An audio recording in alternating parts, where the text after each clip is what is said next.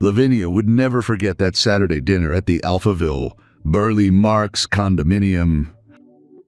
At 32, coming from a humble family in Craju in the south of São Paulo, she was now facing the São Paulo elite in her in-laws' 12,780,000 Dales mansion.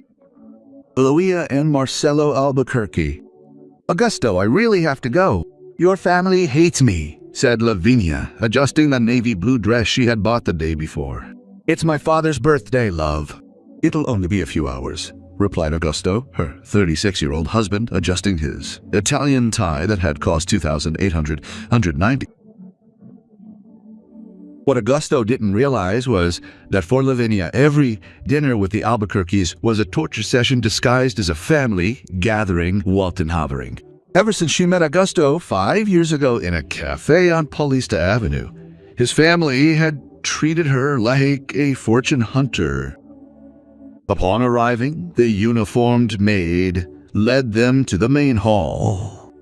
The space was dominated by a Swarovski chandelier, worth $357,000 real estate imported from Italy. Ooh. The Carrara marble floor reflected the lights like a mirror. Finally, you're here, exclaimed Eloia, Augusto's mother, embracing her son with forced enthusiasm. For Lavinia, only a cold kiss hung in the air. We almost started without you. You're always late when we depend on this girl. Dinner was served at a rosewood table that seated 24 people. Limoges porcelain plates, 19th century Portuguese silver cutlery and baccarat. Crystal glasses formed the setting. Ahari Kadidima. The family's private chef served mignon wagyu filet imported from Japan at $17.90 per kilogram. And so, Lavinia, does that little computer shop still exist?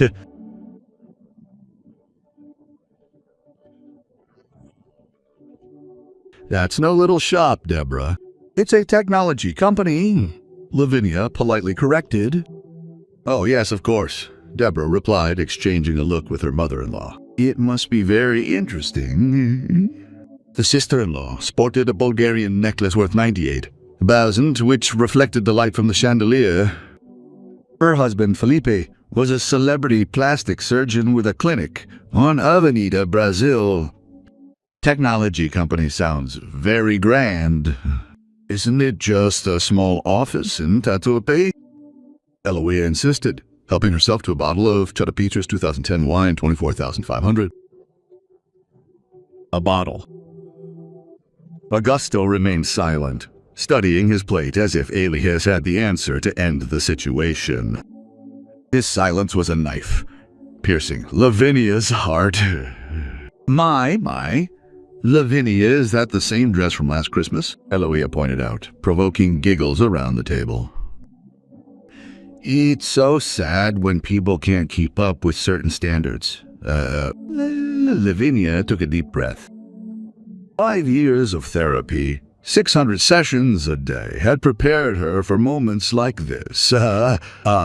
Augusto is someone from our circle, not, can I say delicately, a person without pedigree? Eloia continued, adjusting her $175,000 diamond bracelet to...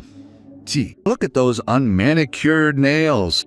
What a shame to bring someone like that to our table. Without pedigree is an understatement, Mom, Felipe added.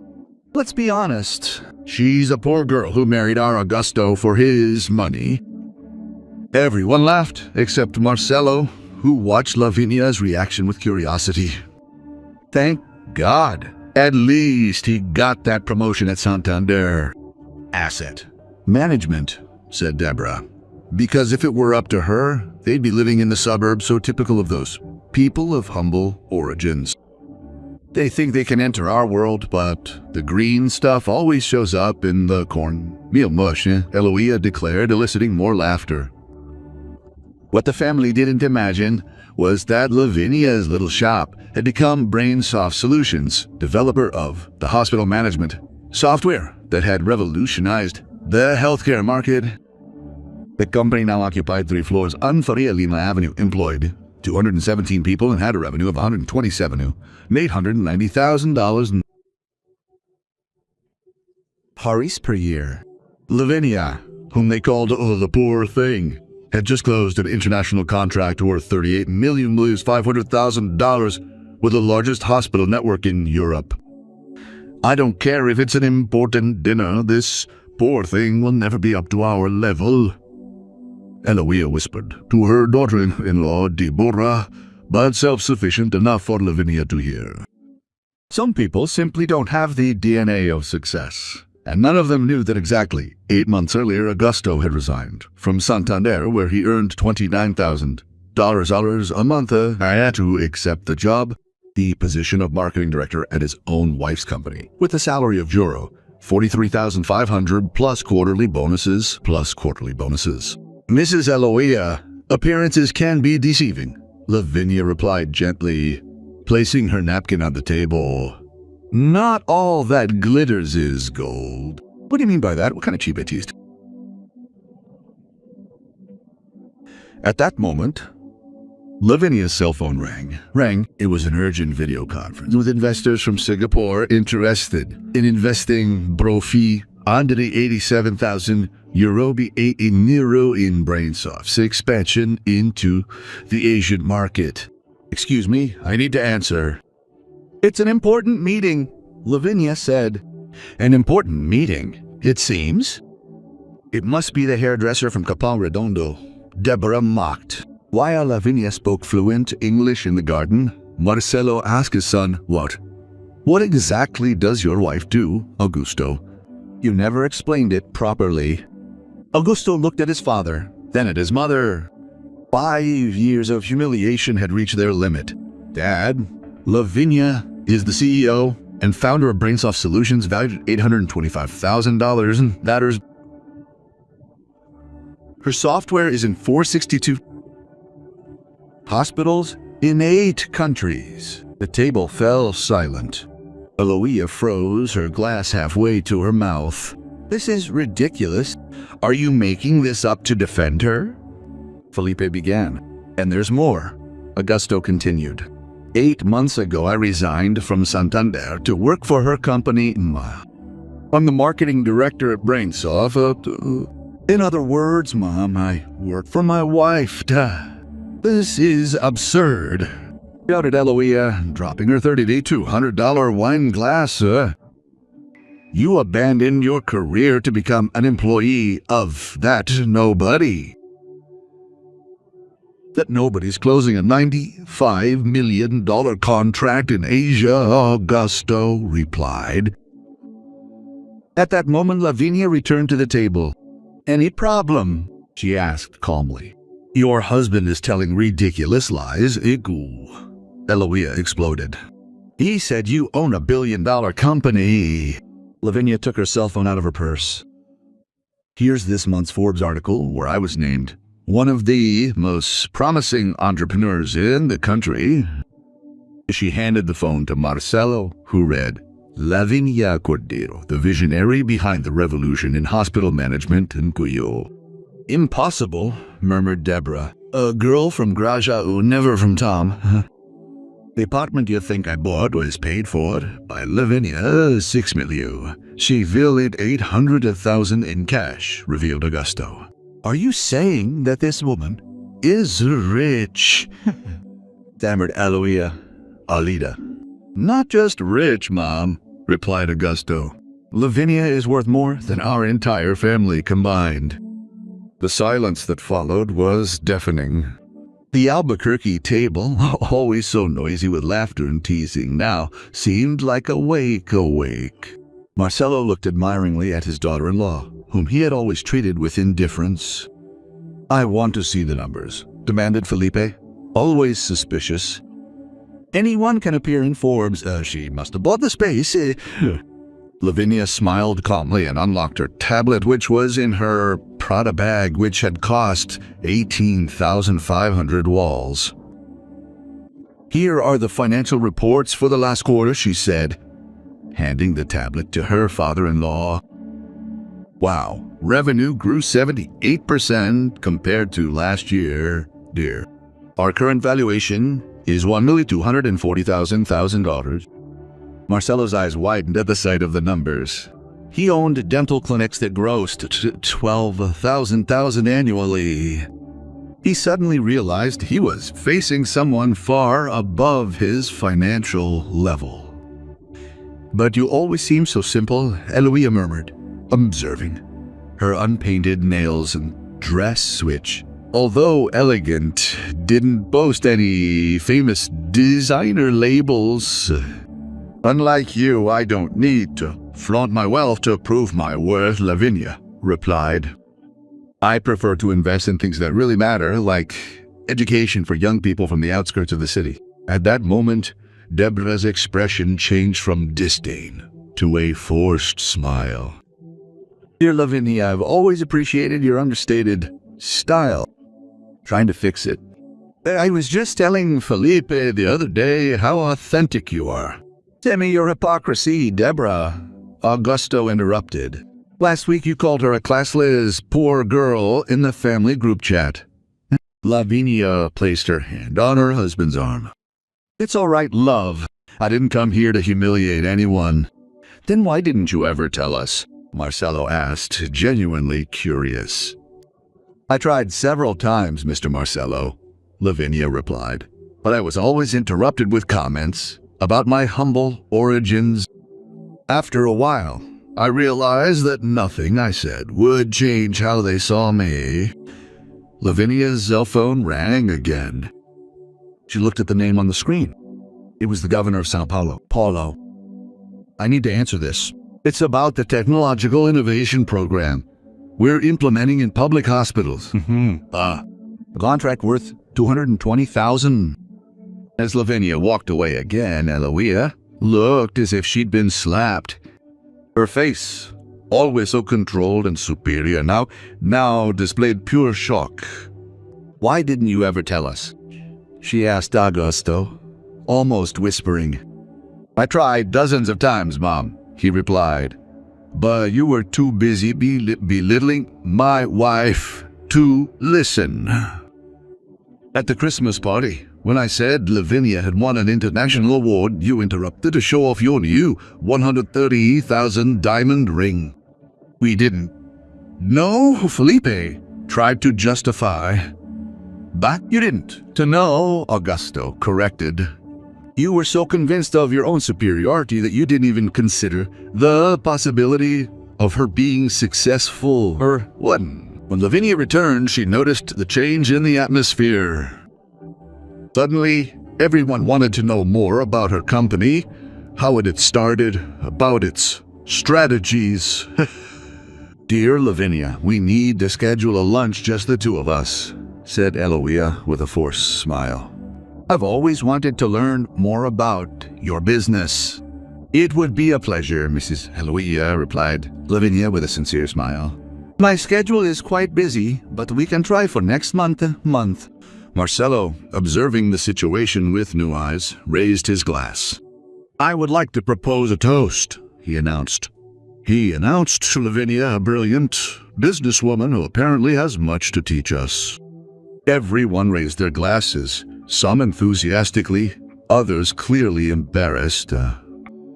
Eloia tried to maintain her smile while her world turned upside down. "Augusto always said you were special," commented Marcelo.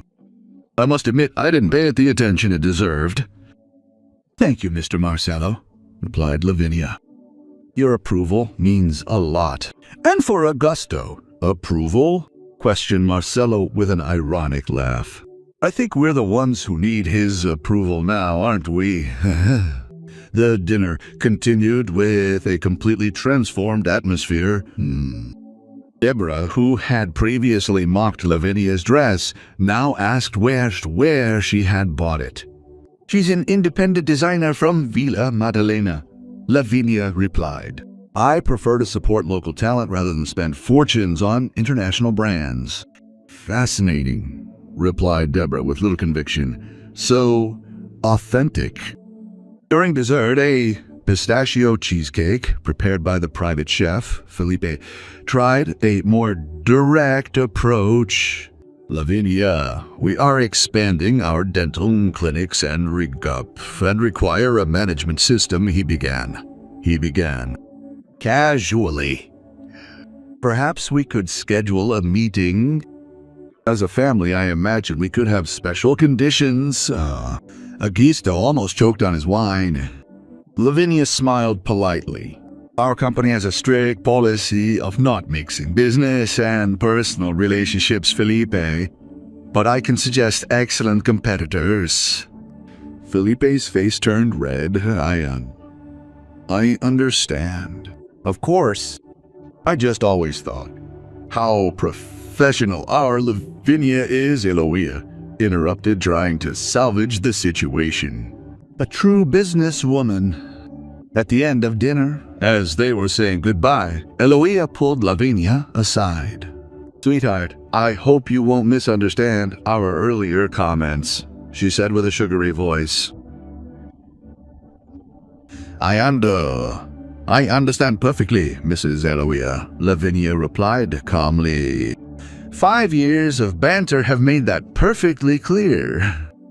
Eloia's smile faltered. What do you mean? I mean that respect is something that is built, not bought, Lavinia explained.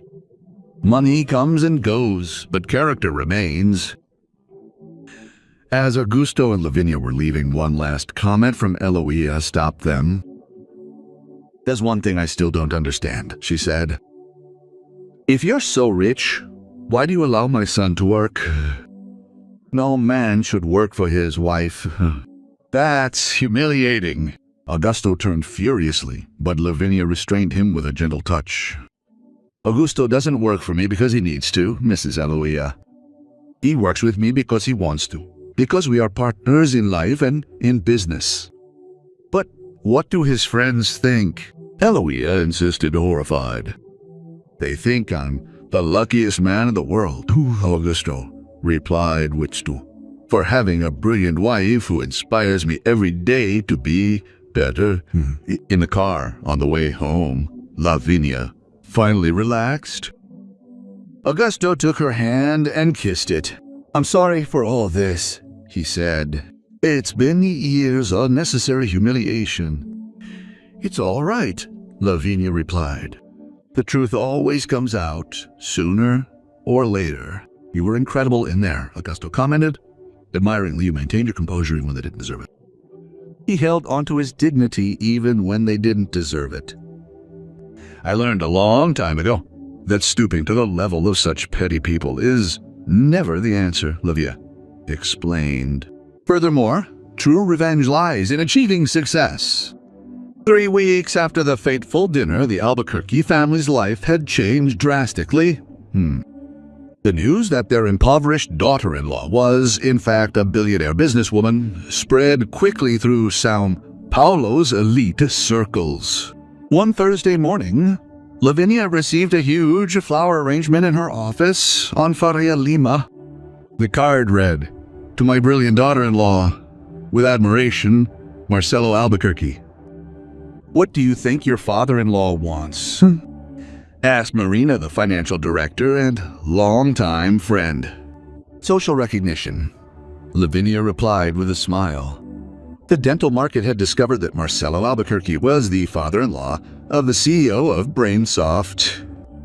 Suddenly, he had gained status. That same afternoon, Eloheloia called for the 3rd time that week.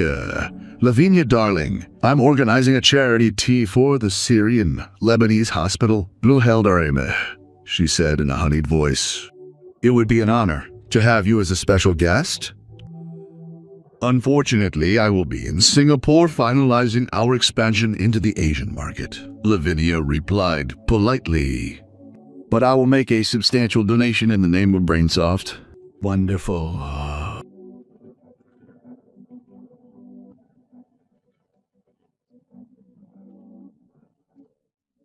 "I'll make a donation of 150,000 rallies, Madame Eloia," Lavinia took a deep. "I'll make a donation of bio.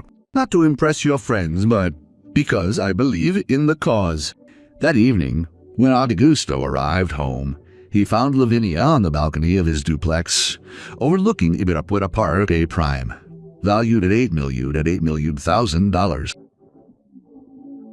How was your day, love? If? He asked, kissing her affectionately. Interesting. Your mother called again? Your father sent flowers, and your sister-in-law Deborah texted me asking if we could have lunch. Augusto laughed. The whole family's desperate to get into your good graces now. It's funny how money changes people's perception, commented Lavinia.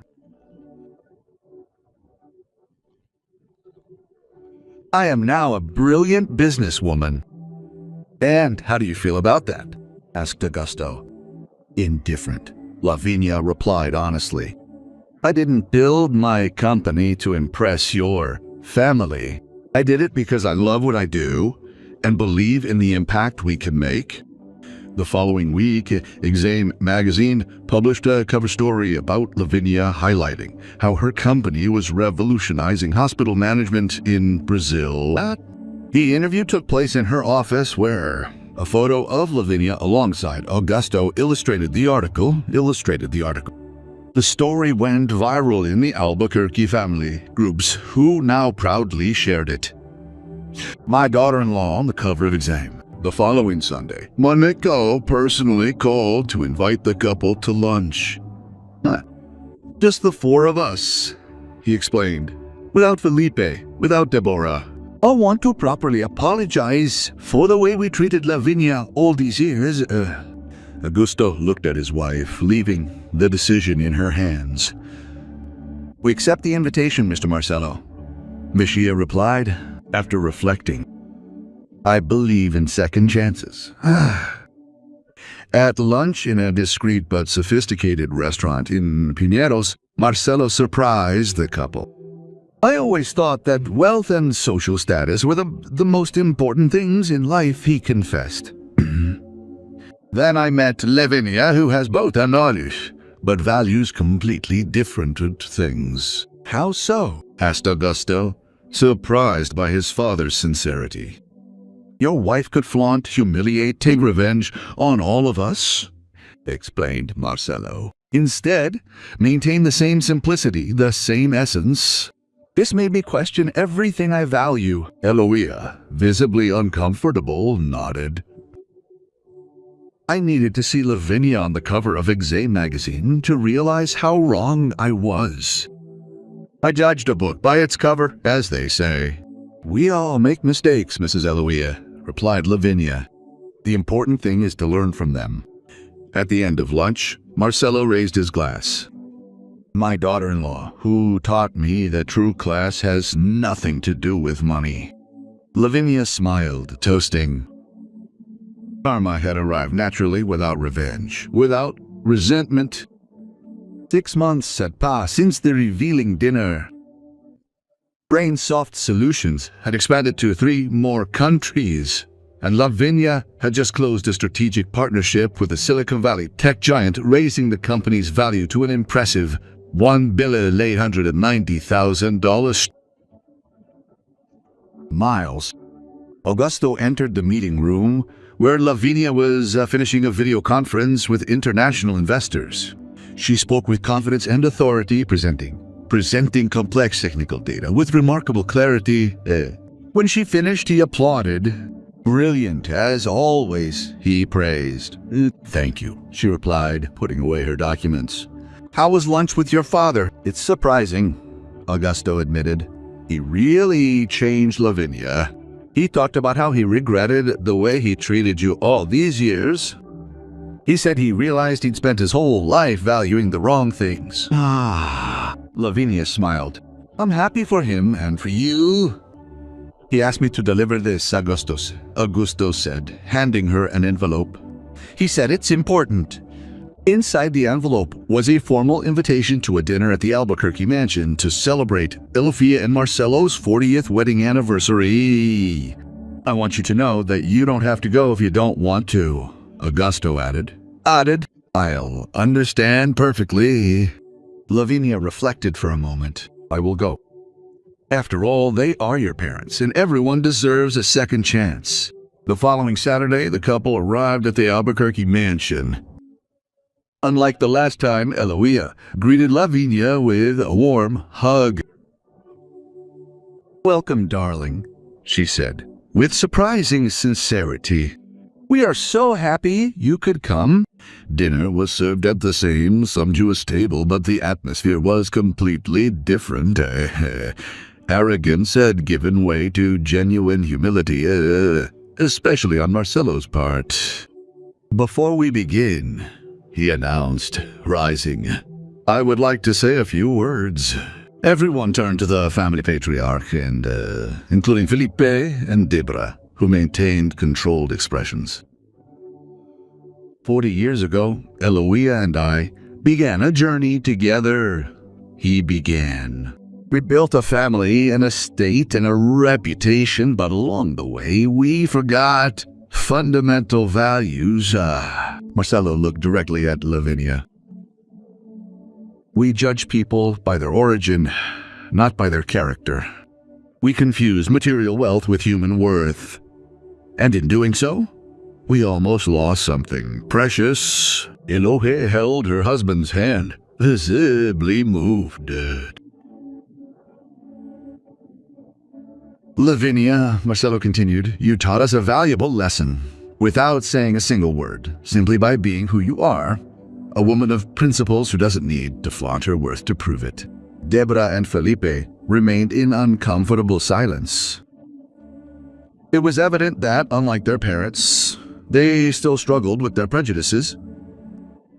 "Last week," Marcelo continued, "I sold my chain of dental clinics for $68,000. Everyone seemed surprised, including Augusto, and I decided to start a new chapter in my life," he explained. "I will dedicate my time and resources to creating opportunities for young talents from underprivileged communities in São Paulo." Lavinia couldn't hide her surprise. The man who had previously despised her for her humble origins was now inspired by her journey and wanted to ask for her guidance. "Lavinia," Marcelo concluded, "you achieved what many consider impossible, building a billion-dollar company. Coming from where you came from, I want to learn from you." Felipe couldn't contain his indignation. "Dad, you don't need her help. We have consultants, we have connections. Connections like your son?" Marcelo questioned firmly. "Who judge people by their appearance, not their character. I prefer to learn from someone who built something extraordinary with their own hands." The silence that followed was profound. Lavinia felt her eyes welling up for the first time in a long time. "It would be an honor to help you, Mr. Marcelo," she finally replied. "In fact, BrainSoft has a digital inclusion program in underprivileged communities. We could expand it together." After dinner, Lavinia and Eloia chatted on the mansion's veranda, admiring the impeccable garden illuminated by strategically placed lights that cost 175,000 roidales. "I never imagined we'd be here like this," confessed Eloia, "conversing like friends." "But life is full of surprises, Mrs. Eloia," Lavinia replied with a serene smile. "Please, just Eloia," her mother-in-law pleaded. "Madam makes me feel even older and more distant." They remained silent for a few moments, enjoying the gentle evening breeze. "May I ask something personal?" Eloia finally inquired. "During all these years of humiliation, you kept your dignity. I wouldn't have that strength." Lavinia reflected before answering. "Because I learned early on that responding to meanness with more meanness only creates an endless cycle of resentment. My mother used to say, 'Those who live by appearances die of disappointment.'" Lavinia continued. "I grew up in Grajaú, the daughter of a cleaning lady and a bus driver who taught me that character is worth more than any bank account." Eloia nodded shyly. "I must admit that I always envied your self-assurance. even when I pretended to despise it. You never seemed shaken by our cruelties. I had my moments of weakness, confessed Lavinia. Many nights crying after family dinners. I even considered asking Augusto to cut ties with you. Why didn't you ask? Eloise asked, surprised. Because he loves you despite everything, and I love him enough to respect that. Inside the house, Augusto watched the interaction between his wife and his mother with a mixture of relief and admiration. His father approached with 2 glasses of whiskey. She's truly extraordinary, son, Marcelo commented, handing a glass to his son. Yes, she is, Augusto agreed. It's always been a shame that it took you so long to realize it. Pride blinds us, son, Marcelo philosophized. I spent decades believing that our surname and our bank account made us superior. What irony to discover that true greatness was right under my nose. And I was too arrogant to see it. The following week, life went on, but with subtle and significant changes. Marcelo began attending BrainSoft regularly, learning about the digital inclusion program. Eloise started inviting Lavinia to genuinely friendly lunches. Felipe and Deborah, however, kept their distance, still unable to completely overcome their prejudices. One afternoon, on Friday, Lavinia received an unexpected call. Felipe urgently needed help. His clinic was facing a medical malpractice lawsuit that could cost millions and destroy its reputation. Without hesitation, Lavinia mobilized BrainSoft's legal department to analyze the case. They discovered that the problem lay in the outdated medical record system the clinic was using. Why are you helping me after everything I've done? Felipe asked when she personally explained the solution. Boss, we're family, Lavinia replied simply, and family helps each other in difficult times. That night, upon arriving home, Lavinia found Augusto on the balcony of her apartment, contemplating the illuminated city. You didn't need to help my brother, he commented. Nobody would expect this after the way he treated you. I didn't help to meet expectations, Augusto, she explained, snuggling closer to him. I helped because I could, because it's who I am. Augusto hugged her tightly. Do you know what I've most about you? Oh, your ability to not let bitterness not define your choices. Lavinia smiled. True success wasn't in her 9-figure bank account, nor in the international recognition of her company, but in her ability to remain true to her values, regardless of the circumstances. Karma had done its work naturally without any effort on her part. The sweetest revenge wasn't planned, it simply happened when the truth came out.